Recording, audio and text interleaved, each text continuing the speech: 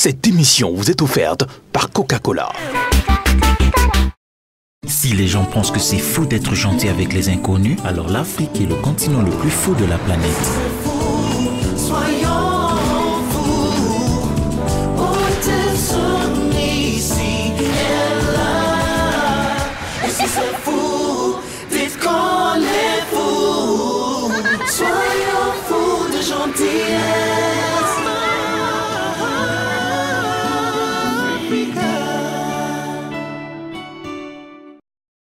Salut à tous et bienvenue une fois de plus à ce rendez-vous de la musique, ce samedi de la musique et la musique.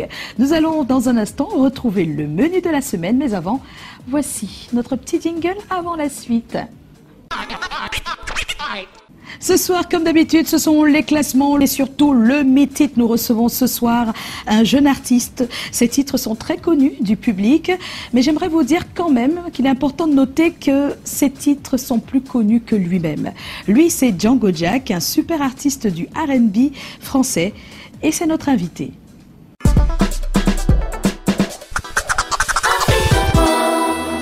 Leur enfant, trop de démêler les gars.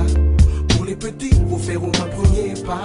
Pour les petits, faut leur montrer qu'on est là. Pour les mômes, faites pas baliser les mots. Essayez d'éviter trop de démêler les gars. Pour les petits, faut faire au moins premier pas. Pour les petits, faut leur montrer qu'on est là. Très beau couplet, très belle voix et surtout très beau texte. C'est celui composé et chanté par Django Jack, jeune artiste camerounais basé en France où il est né. Aujourd'hui, il fait partie des meilleurs auteurs, compositeurs, chanteurs de R&B français. Je suis Django Jack. Original, je suis le docteur Django. Je m'enjaille, tu t'enjailles, on s'enjaille. Ventiloque là son flow.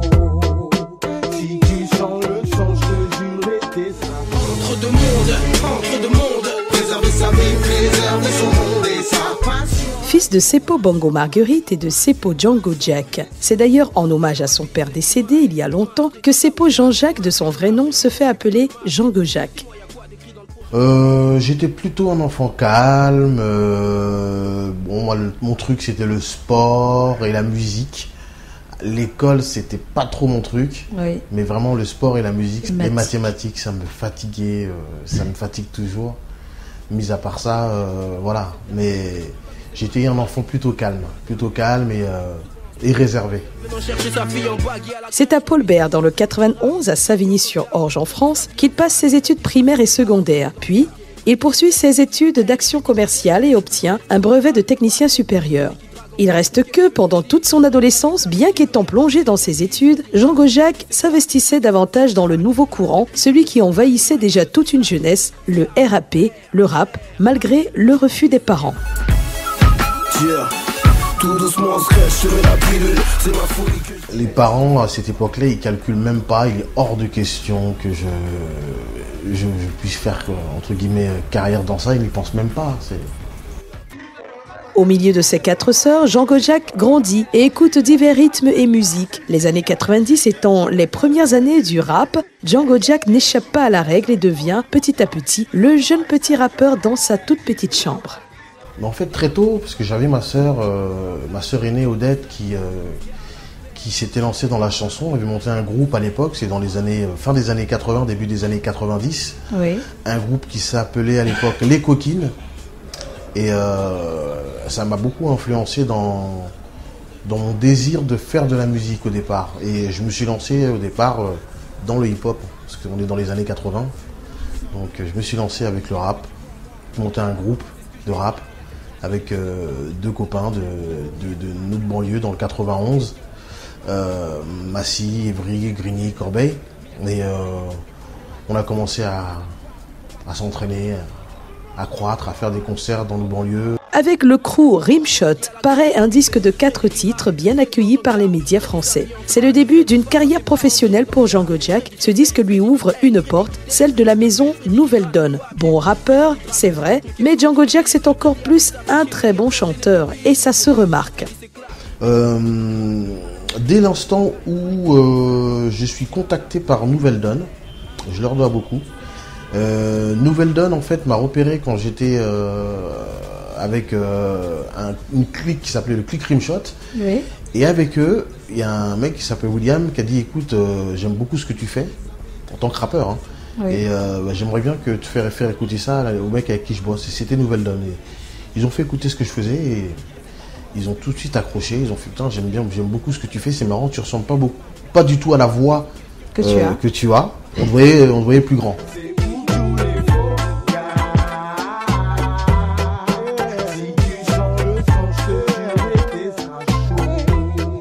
Un énorme potentiel pour les harmonies, un grain de voix unique, voilà comment on le définit. Django Jack est de plus en plus apprécié et on l'encourage à mêler le chant au rap. Cette double facette de lui le conduit à la signature d'un contrat pour 2 titres avec le label Nouvelle Donne qui fait paraître Collecteur 2 avec les titres Ça sent la sueur et L'horloge du temps. Il est la nouvelle recrue du label Nouvelle Donne et ses services sont chaque fois demandés, comme ça a été le cas pour le titre Lady de All Connery où il intervient merveilleusement bien. Ce titre connaît une véritable médiatisation et le public l'adopte. Pour la première fois, Django Jack est mis au devant de la scène. On parle de cet oiseau rare du rap qui chante et ça n'allait pas s'arrêter là.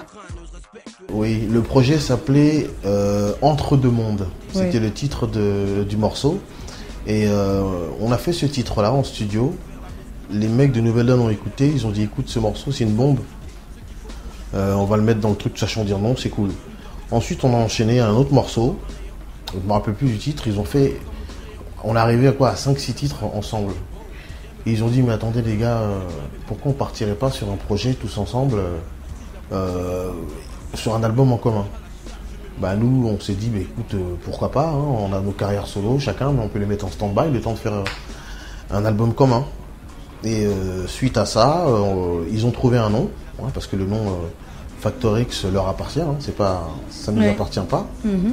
Et on est parti, et ça a commencé, on a commencé à sortir l'album Entre deux mondes. Entre deux mondes. Et il s'est passé aussi un truc, parce que pareil, moi entre temps j'étais en train de bosser mon album solo, et j'étais en train de bosser un titre qui s'appelle Boom Boom. Et pareil, ils ont adoré le titre, ils ont dit écoute, ce titre il est super bien, mais avant de sortir ton album, on aimerait utiliser ce titre et greffer All Connery et Camloose dessus. Bon, au départ, j'étais un petit peu... Ouais, c'est pas évident quand on vient de faire une composition, on va se la partager. Bébé. Voilà, tu veux te l'accaparer, c'est à toi, tu fais pourquoi, c'est à moi. Mais bon, on s'entendait tellement bien avec All Connery et Camloose que ça s'est fait tout naturellement. Et après, le succès qu'on connaît s'est affirmé à travers l'international. Oui. Voilà. Comment tu danses bien, la musique va trop bien. Tu veux des musiques qui font pas. Voilà la musique. L'année 2002 est l'année de succès pour Factor X, son groupe, mais surtout pour Django Jack, dont les extraits de son premier album solo, sorti en 2003, sont mis sur le marché et se portent bien. Boom Boom, Trop de démêlés, des titres qui n'ont pas eu du mal à s'imposer en France, mais aussi dans toute l'Afrique francophone. L'album 9 vies est un chef-d'œuvre. Quelques années plus tard, paraît Écoute ça, un album qui ne connaîtra pas le même succès. Mais le tout premier succès de Django Jack l'a transformé les années d'après en auteur-compositeur pour de nombreux artistes. Oui, une autre facette, excellent auteur-compositeur, il s'est donné pour les autres et il en a oublié sa propre carrière.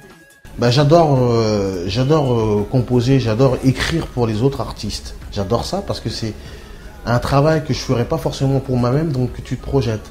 C'est un travail de projection. Tu changes de personnage. Hein, j'ai écrit des choses que je ne pourrais pas forcément chanter moi-même pour Mathieu Edouard sur son album Entre toi et moi. Entre toi et moi. Entre toi et moi, je sentais que ça marcherait. Pour Sophia Gons c'est une artiste très talentueuse qui malheureusement nous a quittés il y a maintenant 3 ans. Oui. C'est la fille d'un chanteur qui a du succès en France qui s'appelle Vigon. Okay. Voilà. J'ai fait son album et j'ai également travaillé sur sur les 3 albums de Matt Pokora et notamment sur son dernier. J'ai fait 3 titres. Lesquels on peut savoir? Mourir ce soir, Danse sur ma musique, et Mes rêveurs. C'est pour mes rêveurs, ceux qui se battent et qui espèrent, c'est pour mes rêves. Voilà, j'ai fait ces 3 titres-là. Je pense qu'on peut reconnaître ma plume. Oui. On peut reconnaître ma plume, mais je me suis vachement transporté sur mes écrits. Et j'aime beaucoup écrire pour les autres. De toute façon, c'est mon métier. Il y a quelque temps, il a repris sa carrière de chanteur en main. Il a fait une reprise en français du titre nigérian à succès African Queen de Toufé Sidiba. C'est le premier extrait de son prochain album. C'est elle, mon African Queen, la femme de ma vie, encore plus belle que je l'imaginais. Elle rend mon cœur ting-a-ling-a-ling. La liste de vos musiques top à Canal Hit, Aérobas, Canal 2 International.net. Tout de suite, retour sur cette merveilleuse voix. Il écrit comme dans un livre. Lui, c'est Django Jack. L'entretien, c'est maintenant.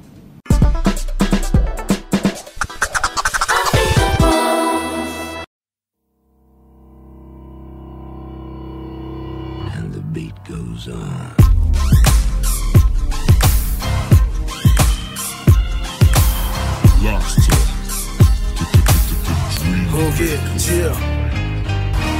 Quand la passion t'anime, je pense que tu ne te poses pas de questions. Enfin, c'était mon cas, moi je ne me suis pas posé de questions. Je continuais dans mon truc, bien sûr, je faisais mes activités à côté, mais mon truc c'était vraiment poser, rapper, voir mes potes, s'entraîner dans les caves de la cité, aller dans des home studios, en bric-à-brac, traverser toute la banlieue, aller dans la banlieue opposée pour rencontrer d'autres rappeurs, parce que c'est ça aussi la force du hip-hop, c'est qu'on rencontre d'autres artistes qui ont la même passion que nous, mais qui habitent vachement loin de là où on habitait. Donc très jeune, voilà, je me retrouvais dans des banlieues dans le 93, dans des cités, même je me suis retrouvé même en province parfois, quand j'étais jeune, avec des artistes qui avaient aimé ce que j'avais fait sur une cassette, parce que c'était des cassettes à l'époque, et qui voulaient m'écouter, quoi, m'écouter rapper et faire un truc avec eux.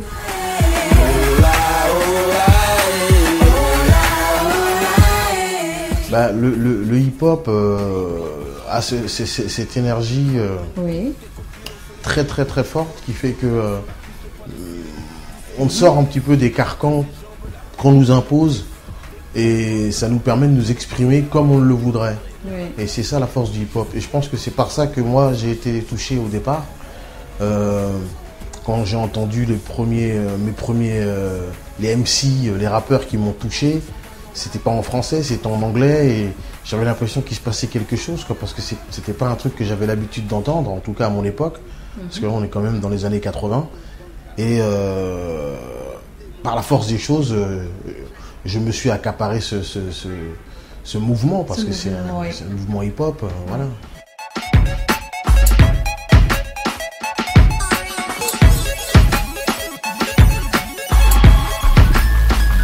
Ça devient mystique comme le pouvoir s'agite. Je suis avec des copines, là on joue à Chabit. Je suis tortue génial, caché dans un buisson. C'est-à-dire que le rap s'est vraiment démocratisé aujourd'hui. C'est devenu ce qu'on aurait voulu à l'époque, une musique populaire. C'est presque la musique normale maintenant. Quand on parle aux jeunes, aux enfants entre guillemets de 13-14 ans, pour eux le rap c'est une musique normale, alors qu'à l'époque c'était un truc revendicateur, révolutionnaire, ou voilà.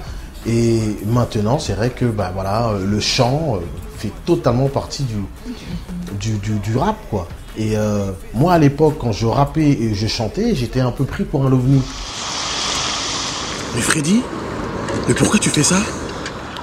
Ne perdez pas une minute pour l'entendre, c'est parti.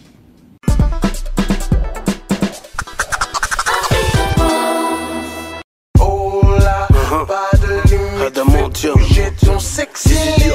Oh là, pas de limite, j'ai ton sexy. Oh là, pas de limite, j'ai ton sexy. Oh là, pas de limite, j'ai ton sexy. C'est quelque chose c'est un rêve éveillé. C'est quelque chose si on n'a pas la tête sur les épaules, parce que moi je dis souvent que j'ai eu la chance de rencontrer le succès tard, parce que j'ai pas mal galéré avant, et ça te permet d'avoir un recul sur ce qui se passe et d'avoir conscience que tu vis quelque chose d'exceptionnel. Donc c'est vrai que lorsqu'on est invité sur les événements, les concerts, les plateaux, les pays, les hôtels, 5 étoiles, et j'en passe, et les meilleurs, et les filles, et tout ce que tu veux. Tout ça, c'est quelque chose qu'il faut savoir gérer parce que ça vient, il faut le prendre, et parfois ça s'en va, il faut le comprendre. Et moi, on avait tous parfaitement conscience qu'on vivait quelque chose d'exceptionnel, mais on avait tous la tête sur les épaules. Ouais. Il y a même le clone à Django. Tonton fait la fête à 53 ans. Le tonton a fait la crête. Oh, oh. Mais pourquoi il fait ça? Quand il se pavanier me fait marrer. Oh. Il avait dit qu'il serait sage, mais il n'arrête pas de se pavaner. L'écoute, vraiment avoir un champ musical, très large. Il ne faut pas s'arrêter au rap. Il faut vraiment écouter de tout. La bossa nova, du blues, de la rumba, du makossa, des chants baroques, la musique classique.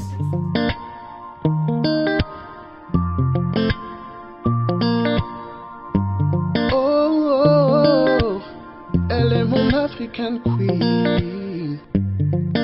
Oula, oula. J'ai fait la reprise de Toufé Sidibia. Oui, par exemple. C'est la première fois que je faisais une cover en français. Oui. Et j'aimerais bien le réitérer en anglais. En anglais. Pourquoi pas, pour une chanson. Pourquoi tu as choisi African Queen de Two-Face? Parce que j'adore ce morceau. C'est un morceau qui est sorti dans les années 90. Quand je l'ai écouté, j'ai pris une claque. Et j'ai voulu le réadapter à la française. Chose qui ne s'était jamais faite. Oui. Et voilà, j'ai fait ça et ça marche. Ça marche plutôt bien. Les gens ils réagissent et puis ça me remet de l'actualité. Oui. Ça me remet de l'actualité. C'est marrant comment un titre peut te remettre sur la route de la musique. Et les gens me contactent, ils me disent voilà, c'est à quand l'album, comment ça se passe, comment ça se présente. Et ce titre-là, en plus, il a l'axe de la musique vers laquelle je voudrais me tourner. Ah, d'accord.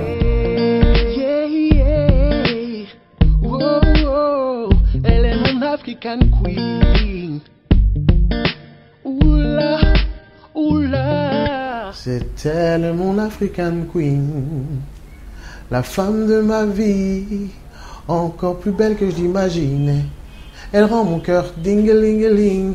Oh, elle est mon African Queen, la femme de ma vie, encore plus belle que je l'imaginais. Elle rend mon cœur ding-a-ling-a-ling. Oh, hey, hey. Oh, elle est mon African Queen. L'album arrive bientôt dans les bacs, attention. Je reviens très bientôt en Afrique. L'album s'appellera Deux fraises. Deux fraises. Merci Django. Merci à toi Joyce.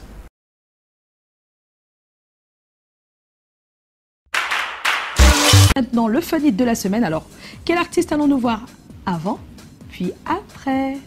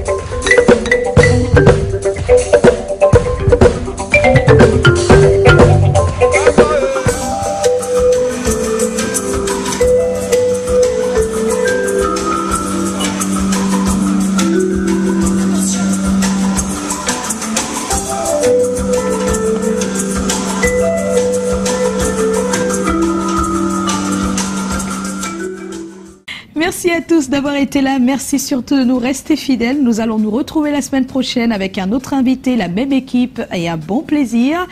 N'oubliez pas, je serai là car vous emmerder, c'est mon dada.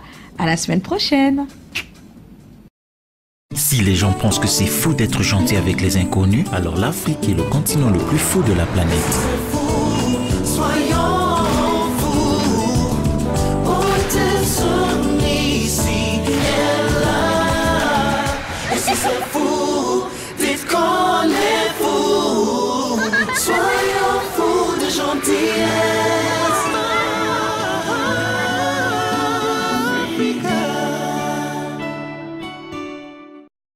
Cette émission vous a été offerte par Coca-Cola. Voilà, on a fait un titre ensemble qui s'appelle... c'était quoi le titre? Le hip-hop... le hip-hop et ma... Attends. C'était quoi le titre? Je perds la mémoire, je deviens vieux moi. De fraises. On aura des fraises alors? Oui, plein de fraises.